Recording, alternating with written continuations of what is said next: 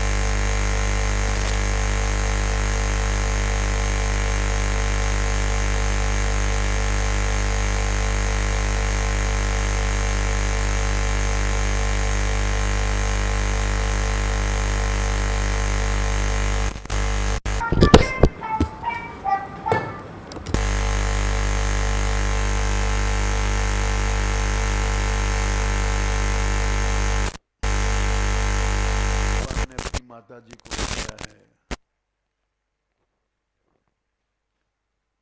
कि चित्त में मूल में कोई दोष नहीं है, गंदगी नहीं है। जैसे कपड़ा में मिल में से निकलता है तो स्वच्छ रहता है, और जो कपड़े में मैल है वो आगंतुक दोष है। आगंतुक माने बाहर की मैल आकर के लिपट गई। जब मिल से निकला था कपड़ा, जब एकदम स्वच्छ था, तो कपिल भगवान ने कहा स्वच्छत्वम अविकारित्वम शांतत्वम इति चेतसा वृत्ति भी लक्षणम प्रोक्तम यथा पाम प्रकृते परा। जैसे वर्षा से पानी आकाश से गिरता है तो इतना स्वच्छ होता है कि डिस्टिल्ड वाटर से भी ज्यादा स्वच्छ। भूमि परत भा डाबर पानी तिमि जीव ही माया लपटानी। भगवान ने जैसे आकाश से स्वच्छ पानी गिरता है, एकदम स्वच्छ, लेकिन जमीन से मिलते ही डाभर हो जाता है, गंदा हो जाता है। ऐसे जीव को माया लपट गई है। स्वच्छत्वम अविकारित्वम शांतत्वम इति चेतसा वृत्ति भी लक्षणम प्रोक्तम यथा पाम प्रकृते परा।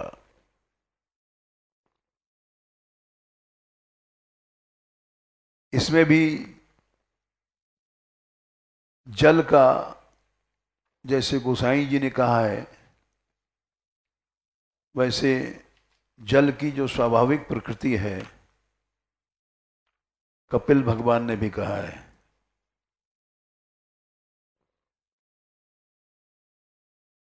और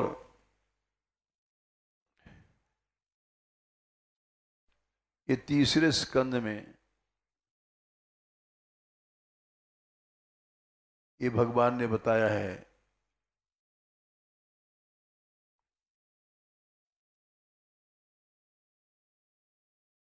26वें अध्याय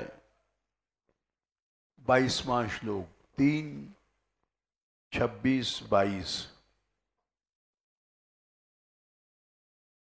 जब गंदगी आ जाती है तब चंचलता आती है। नहीं तो तीनों एक साथ रहते हैं। स्वच्छ, अविकारी और शांत, ये तीनों गुण एक साथ रहते हैं।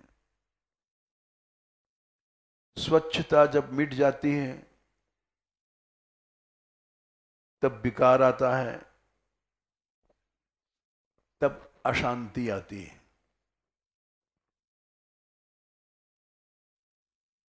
इसलिए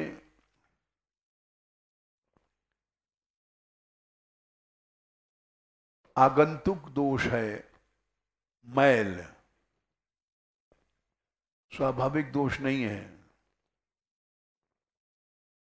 इसी तरह से इंद्रियां भी, जब इंद्रियों में गंदगी क्यों आई? विषयों के संप्रयोग मिलन से।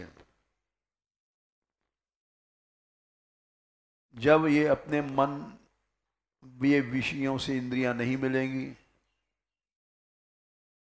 तो योगी की सब इंद्रिय प्रकाशमान हो जाती है। शुद्ध भक्त की सब इंद्रियां प्रकाशमान होती हैं। भगवान ने इसी बात को गीता में भी कहा है। 14वें अध्याय में 13वें श्लोक में, सर्वद्वारेषु देहेस्मिन् प्रकाश उपजायते ज्ञानम यदा तदा विद्याद् विवृद्धम सत्वम इत्युत। सभी इंद्रियों के दरवाजों तक में प्रकाश आ जाता है जब सतोगुण बढ़ता है। मलमूत्र तक योगी का शुद्ध हो जाता है। ऋषभ भगवान थे, जाने कितने कोसों तक उनकी शौच की सुगंध फैला करती थी। जैनियों में अभी प्रथा है, जैन मुनि लोग जब उनको लघु शंका करनी होती है, हालांकि वो सब वैष्णव आचरण से गलत है, लेकिन वो दोनों टांग फैला के खड़े हो जाते हैं तो सब जैनी जान जाते हैं कि महाराज लघु शंका करने वाले हैं। ये चौबे जी ने देखा कामा में, और उनकी इतनी श्रद्धा, सड़क वड़क का ध्यान नहीं रखते। स्त्रियां कटोरा लेके दौड़ती हैं और उनके मूत्र जल को उसमें ले लेती हैं, पात्र में। तो वो क्यों है? उनके योगी के सब अंग में, रोम रोम में सतोगुण का प्रकाश होता है। सर्वद्वारेषु, इंद्रियों के सभी द्वारों में प्रकाश आ जाता है। सर्वद्वारेषु देहेस्मिन् प्रकाश उपजायते ज्ञानम यदा तथा विद्याद् विवृद्धम सत्वम इत्युत। तो इसलिए यहां पर कपिल भगवान ने चित्त का स्वरूप बताया है। स्वच्छत्वम अविकारित्वम शांतत्वम इति चेतसः वृत्तिभिर्लक्षणम प्रोक्तम यथापाम प्रकृति परा। कि जैसे जल की प्रकृति स्वाभाविक रूप से स्वच्छ होती है और उसी तरह से मन स्वाभाविक रूप से स्वच्छ है, विकार रहित है, शांत है और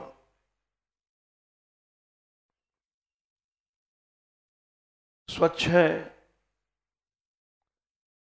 फेन आदि नहीं है। पानी में जैसे फेन आ जाता है, वो भी विकार है जल का। तरंग लहर बहर चंचलता होती है पानी में।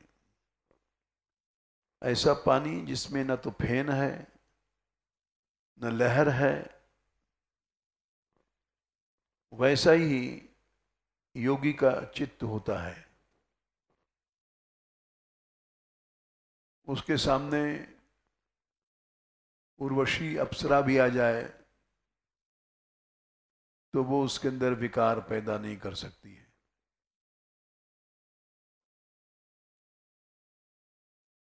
इसीलिए साधन प्रक्रिया में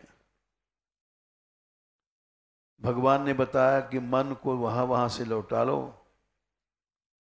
ये नहीं कि 1 घंटा पाठ कर लिया, 1 घंटा कीर्तन कर लिया और बाकी समय मन आवारा घूम रहा है। तब तुमको इस साधन के बाद तुम्हारा मन शांत हो जाएगा। 27 तुमको ब्रह्म सुख मिलेगा, भगवत आनंद मिलेगा। विकार रहते भगवत आनंद नहीं मिलते। प्रशांत मनसम येनम योगिनम सुखमुत्तमम उपैत शांत रजसम ब्रह्मभूतम अकल्मषम। जब मन शांत हो गया, विगत कल्मश हो गया, कोई मैल नहीं रहा, तब बड़े सुख से, आनंद से, सरलता से ब्रह्म संस्पर्श, भगवान का हर इंद्रियों से प्राप्ति होगी। उसी को गोपी भाव कहा गया। गो मन इंद्रियों से जो कृष्ण रस पीते हैं, सभी इंद्रियों से ब्रह्म संस्पर्श की प्राप्ति होती है। सुखे न ब्रह्म संस्पर्शम अत्यंतम सुखमश्नुते। सकामता मैल है, सांसारिक वस्तुओं की इच्छा मैल है। गोपियों में ये नहीं है। गोपियों ने स्वयं कहा है, चैलेंज किया है, मैवम विभोरहति भवान गदितुम नृशंसम। हे कृष्ण, तुम विभु हो, प्रभु हो, कठोर वाणी मत बोलो, इसके योग्य तुम नहीं हो। क्योंकि संत्यज्य सर्व विषयांस्तव पाद मूलम। सर्व विषयान, सभी विषयों को हम छोड़ के तुम्हारे पास आई हैं, और तुम अंतर्यामी हो, देख लो हमारे मन में कोई है मैल की नहीं है।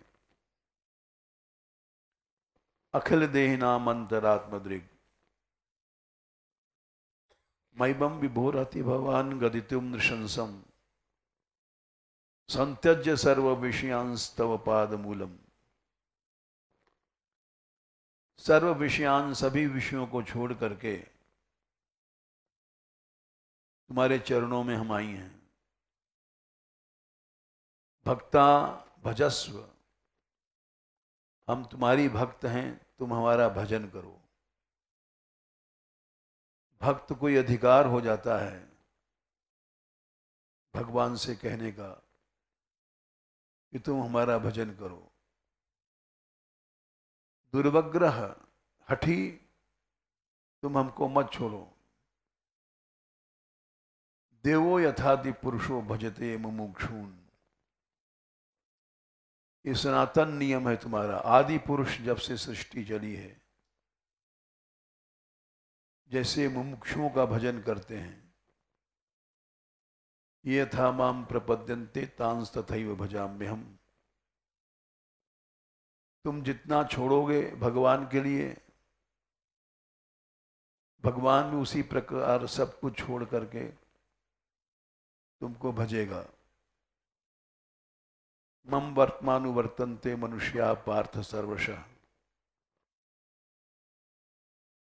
तो इसलिए ये साधन की प्रक्रिया भगवान ने बताई, और विगत कलमश होने का लक्ष्य लेके चलना चाहिए।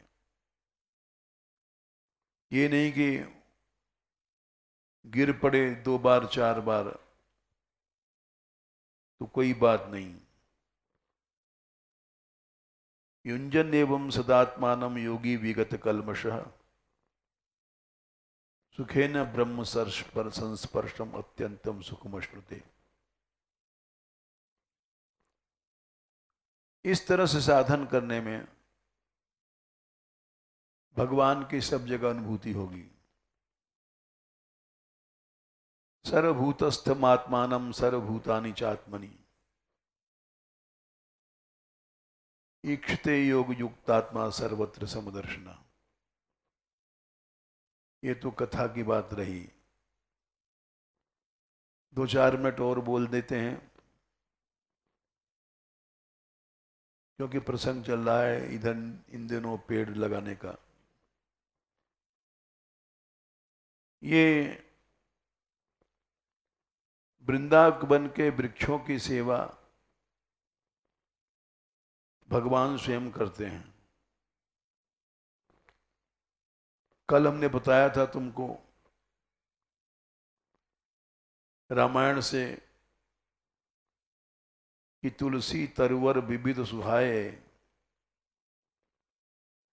कहूं कहूं सिए कहूं लखन लगाए। जगत जननी सीता जी भी वृक्ष लगाती थी और उनको रोज सींचती थी।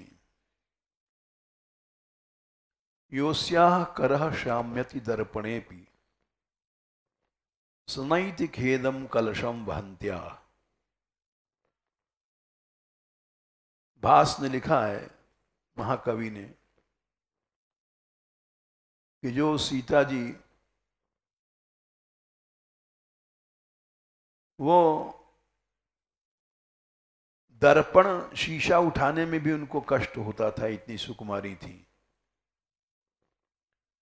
योस्याः करः शाम्यति दर्पणेऽपि,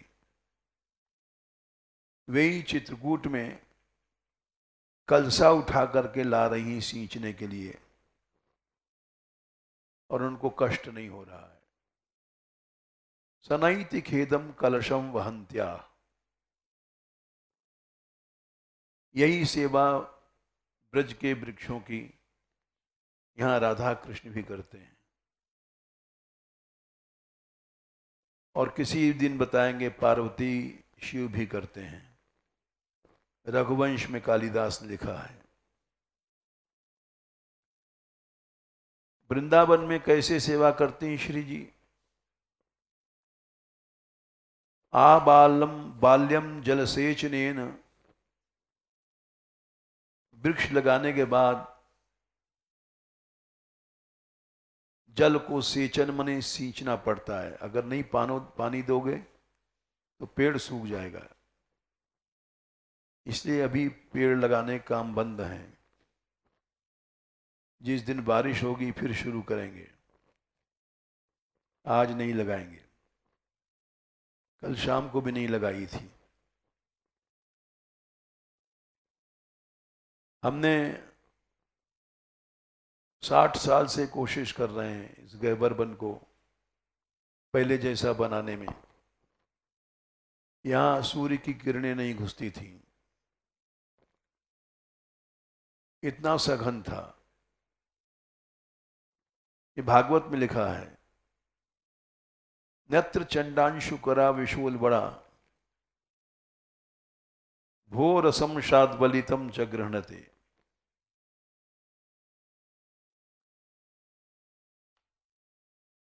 ये बात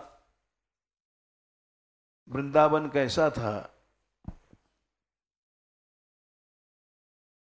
भागवत में बताया गया है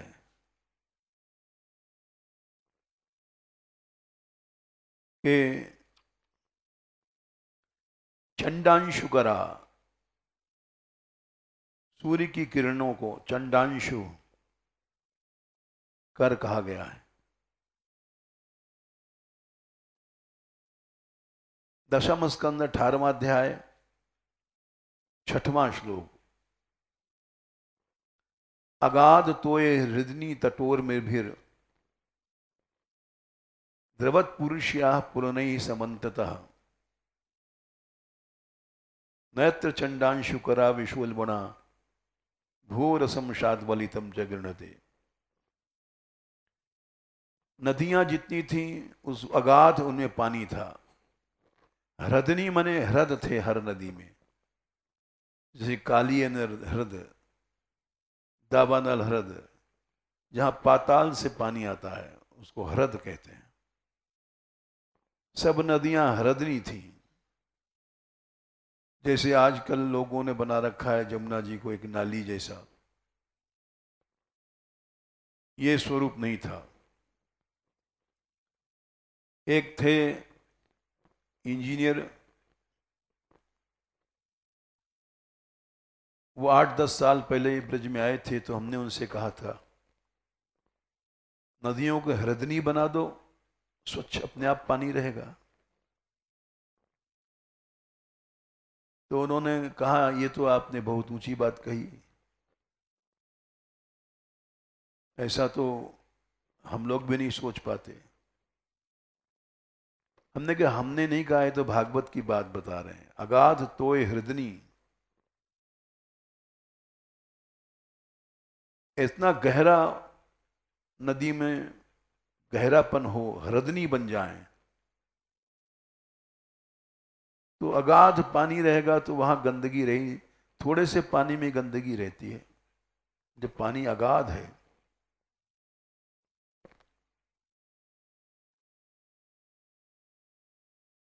तो उससे क्या होता है, द्रवत पुरुषया पुलनई समन्ततः, चारों ओर पुलिन माने जो ऊंचे ऊंचे कगार हैं वो गीले बने रहते हैं। द्रवत पुरुषया, उससे जलवायु, देश का स्वास्थ्य अपने आप शुद्ध रहता है। बोले इतनी सघनता रहती है। चंडांशु कर माने सूर्य की किरणें, विशोल बना जिसमें इतनी गर्मी होती है, जैसे विष में गर्मी होती है। आषाढ़ की धूप, जेठ आषाढ़ की, उसको विशोल बना कहते हैं। उन सूर्य की किरणों में सामर्थ्य नहीं थी कि भू रसम, पृथ्वी के रस को, शाद्वलिताम, जो घासों में पृथ्वी का रस आता है जिसे हरी बनती है, उस रस को सूर्य छू नहीं सकता था, ग्रहण नहीं कर सकता था। ऐसी सघनता रहती थी। तो इसलिए इसको वृंदावन कहते हैं। वो वृंदावन, उसकी सेवा करते थे पहले सब संत। अब लोग ब्रज भक्त केवल आते हैं, गंदगी फैला के चले जाते हैं। सेवा का भाव, जैसे धर्मशाले में रुके, 2 दिन चले गए, धर्मशाले में आग लग जाए, कोई मतलब नहीं। वैसे हम जैसे साधु केवल अपने आश्रम को 10 मंजिल के बनाया और बाकी बाहर गंदगी है हमें मतलब नहीं, जमुना सूखी है हमें मतलब नहीं, गटर बह रहा है हमें मतलब नहीं, उसको ब्रज प्रेम नहीं कहते हैं। हम लोग ऐसे रह रहे हैं जैसे धर्मशाला में एक दिन रुके, चल दिए, उसके बाद धर्मशाला में आग लग जाओ, हमसे कोई मतलब नहीं। इस तरह से शास्त्र कहता है कि धाम की सेवा करो। कैसे करो? स्वयं राधा माधव करके बताते हैं। आबाल्यम जल सेचनेन, छोटेपन से बच्चों को, जैसे बालक माने बच्चा छोटा है, पेड़ छोटा है, जल सेचने जल को सींचते थे।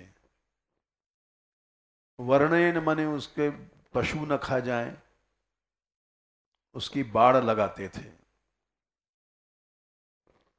आबाल्यम जल सेचनेन वर्णेन आबाल निर्माणतः,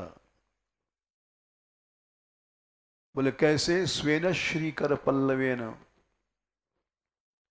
अपने कर कमल से श्री राधिका माधव, स्वयं राधा रानी और श्री कृष्ण, तब वो पेड़ बढ़ता है। जब तक उसका पोषण नहीं होगा। यान संवर्ध्य, जब बड़े हो गए तो विवाह करते थे लता और वृक्ष का।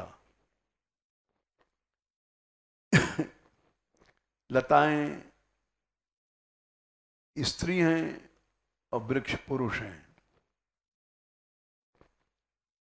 जिन लोगों ने शास्त्र पढ़ा है, जूलॉजी वगैरह, उसको परागण कहते हैं। जैसे पुरुष का अंश स्त्री में आता है तो गर्भ बनता है, वैसे वृक्षों का भी अंश लताओं में आता है तो वो उनको भी गर्भ धारण होता है। इसको परागण कहते हैं। तो यान संवर्ध्य, उनको अब बड़े हो गए तो विवाह करते थे लता और वृक्षों का। यान संवर्ध विवाह है, विवाह जब कर दिया तो नर्म कुसुमाद्यालोक्य सन्नर्म भी, जब फूल आने लग गए, ये उसकी संतान है, तो परस्पर परिहास करते हैं दोनों राधा माधव। मोदे मोदे ते सुलता तरुण भजतान वृंदाटवी शाखिना, ऐसे वृंदावन के लताओं का भजन करो, क्योंकि हर लता उनसे पालित है, पोषण है। और यहां तक कहा गया है कि इनको तरु क्यों कहते हैं? तारयंती तरुण, त्रिधातु से ये तरु शब्द बना है। ये जीव को उद्धार कर सकते हैं। और द्रुम क्यों कहा गया? द्रवंति हरि भावतः, ये भगवान के प्रेम में द्रवित हो जाते हैं। वनतास्तरव आत्मनि विष्णु व्यंजयन्ते पुष्प फलड्या, व्यंजयन्ते पुष्प फलाढ्या।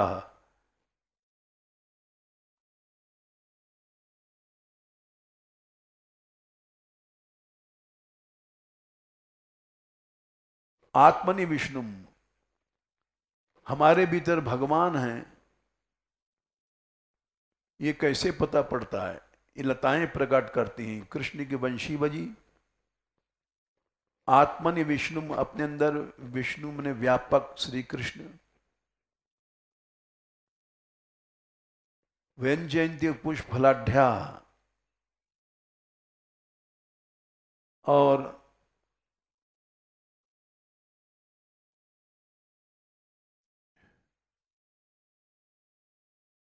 भगवान हमारे भीतर हैं।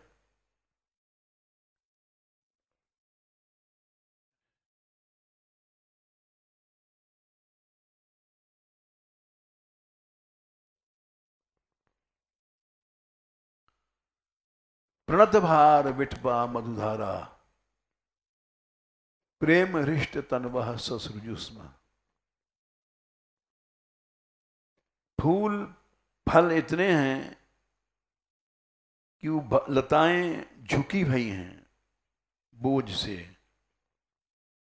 इसके अंदर श्री कृष्ण हैं। प्रणत भार विटपा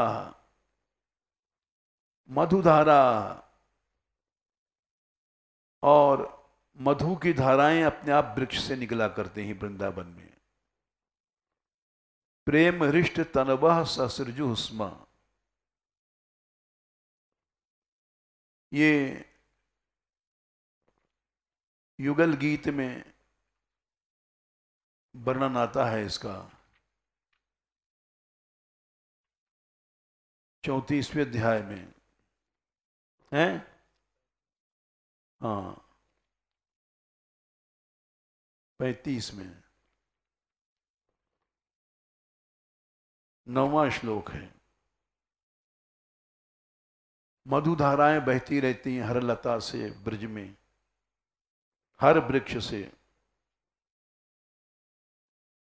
और रोमांच होता रहता है उनको। ऐसा है वृंदावन, ऐसा है धाम। इस तरह से सेवा करनी चाहिए, इस भाव से रहना चाहिए। न रहते तो हम जैसे सभी लोग हैं कूड़ा करकट की तरह। प्राचीन महात्माओं ने वृंदावन में इसी तरह से वो रहे, और अकबर के समय तक रक्षा भई है। लंबा इतिहास है, फिर कभी सुनाएंगे। कोई भी ब्रज की लताओं को तोड़ता था तो मुसलमानी शासन में उसको दंड मिलता था। जय श्री राधे।